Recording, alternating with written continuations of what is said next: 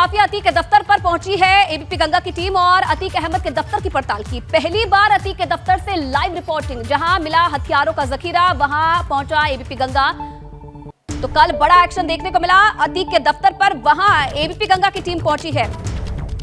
प्रयागराज में माफिया अतीक के दफ्तर पर एबीपी गंगा पहुंचा और एक्सक्लूसिव पड़ताल की गई, जहां से बड़ी मात्रा में जो हथियार थे वो कल मिले थे, कैश मिला था और एबीपी गंगा की टीम मौके पर पहुंची है। और ये देखिए, ये वही दफ्तर है जहां पर कल पुलिस ने बड़ी कार्रवाई को अंजाम दिया।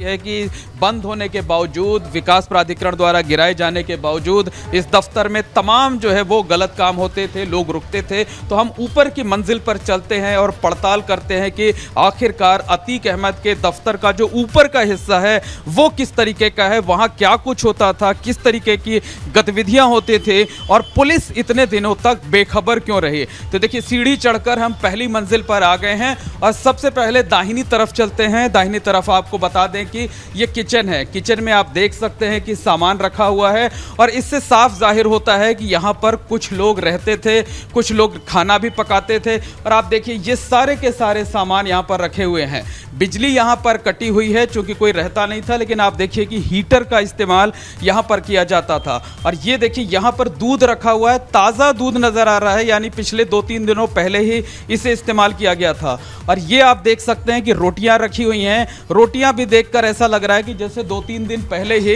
इन्हें तैयार किया गया था।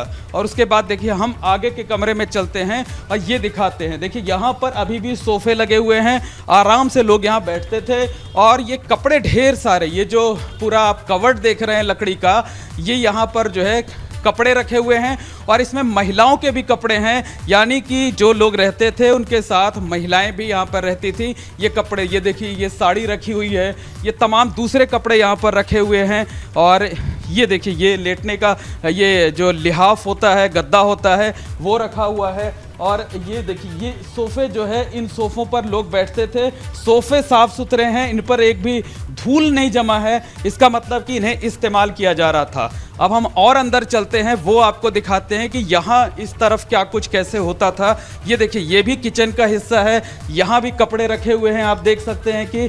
और ये देखिए, ये यहाँ पर पानी भर करके रखा गया हुआ है। और इसके बाद हम ये दरवाज़ा खोलकर आगे आते हैं। ये वो हॉल है जहाँ पर अतीक अहमद का दरबार लगता था। अतीक अहमद लोगों के साथ मुलाकात करता था।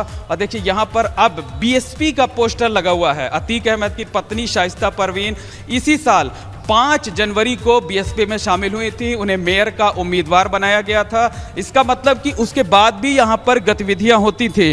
और देखिए, कहीं धूल भी आपको नज़र नहीं आ रही है इस पूरे उस पर। इससे साफ समझा जा सकता है कि इसका लगातार इस्तेमाल किया जाता था। और ये वो फाइलें हैं जो अतीक अहमद से जुड़े हुए तमाम मुकदमों और तमाम दूसरे उससे जुड़ी हुई हैं ये फाइलें। पुलिस ने पहले अगर यहाँ छापेमारी की होती तो शायद उसे इन फाइलों में से तमाम कुछ महत्वपूर्ण सुराग मिल सकते थे, महत्वपूर्ण जानकारियाँ मिल सकती थी।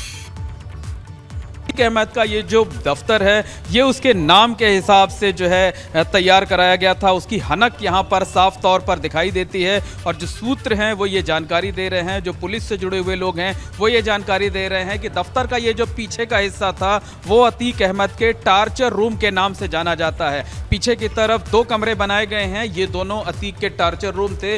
जिन लोगों को पकड़ करके लाया जाता था या जिनकी पिटाई करनी होती थी, उनको इसी जगह पर रखा जाता था। तो ये एक कमरा है, ये आप देख सकते हैं। और इस बीच उमेश पाल के परिवार वालों ने ये जानकारी दी है कि उमेश पाल को साल 2006 में जब अतीक अहमद ने अपने गुर्गों के जरिए अगवा कराया गया था, तो उमेश पाल को भी इसी दफ्तर के इसी टार्चर रूम में रखा गया था। गुर्गों ने जमकर पिटाई की थी। अतीक अहमद और अशरफ की मौजूदगी में उमेश पाल को यातनाएं दी गई थी, उन्हें करंट तक लगाया गया था। तो ये जो पीछे का हिस्सा है, पीछे के कमरे हैं, जिन्हें अतीक अहमद के बाहुबली के टार्चर रूम के तौर पर कहा जाता है, इस वक्त हम उसी कमरे में मौजूद हैं। यहीं से आपको तस्वीरें दिखाने की कोशिश करते हैं कि हालांकि बाद में यहाँ पर ये एक तख्त रख दिया गया है और इसके साथ साथ यहाँ पर आप देख सकते हैं कि 2 सोफे भी रखे हुए हैं। और यहाँ पर जगह जगह बिजली के जो है वो प्लग लगाए गए थे और कई बार लोगों को जो है करंट लगाया जाता था। और लोग ये जानकारी दे रहे हैं कि अतीक अहमद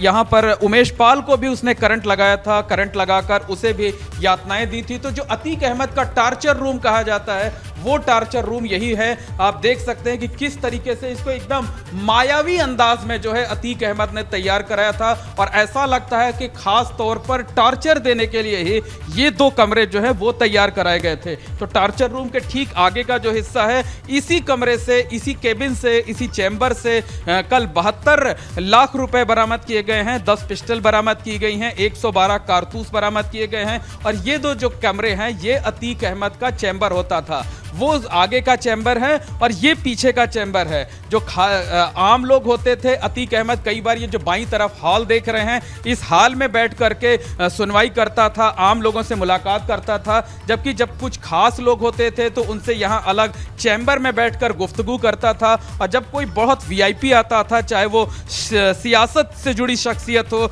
या जराइम की दुनिया से जुड़ी हुई शख्सियत हो, जिससे अतीक अहमद से अलग से बातचीत करनी होती थी, उससे अतीक अहमद इस कमरे में बात करता था। कैमरामैन अनुराग द्विवेदी के साथ मोहम्मद मोइन, एबीपी गंगा, प्रयागराज।